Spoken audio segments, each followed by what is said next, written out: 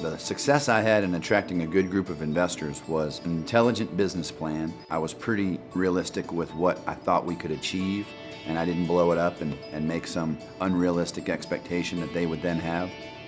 You know, there's this courting that you do with investors, and when you're sitting down and talking to an investor, God, you just want that check, man. You need it. You got a lease coming up that you want to sign. You got contractors waiting. 4 other restaurant people in town are looking at the spot. They're trying to hold it for you, but first money wins. There's that game of how do you approach the people and how do you get their full attention. You can't seem desperate, but there's certainly a timeline going on. So it's a trick to talk to them, to be honest. The biggest success I had in raising money was that in the small relation to what I was doing, I knew exactly what I was talking about.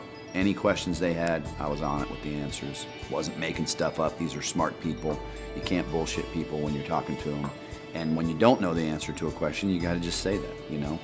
Great question, I'm gonna get right back to you on that. I have no clue what you're talking about.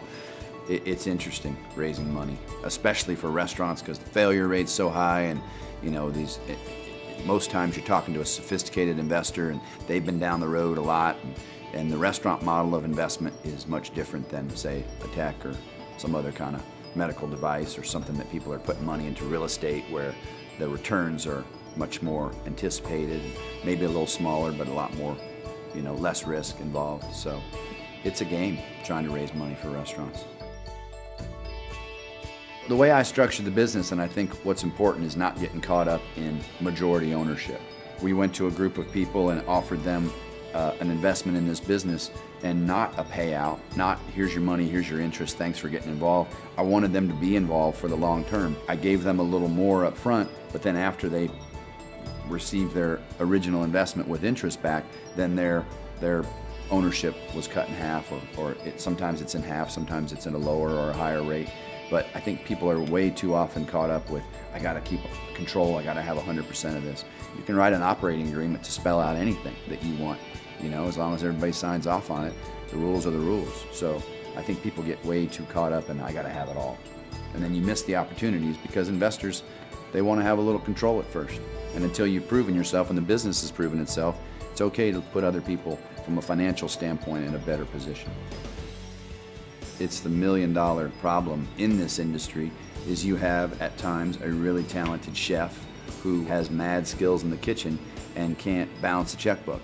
If you're in that position and that's who you are and you don't have that business skill, don't fake your way through that, because you know it'll be on the for lease sign in your window 6 months from now when you failed because you couldn't figure that part out. You're opening a business. The business is selling food, but first and foremost, it's a business, and you got to have that skill set and that knowledge. There's a lot of moving parts outside of the craziness that is running a great kitchen. Payroll and taxes and leases and dealing with landlords and dealing with HR issues, and it's a tough business.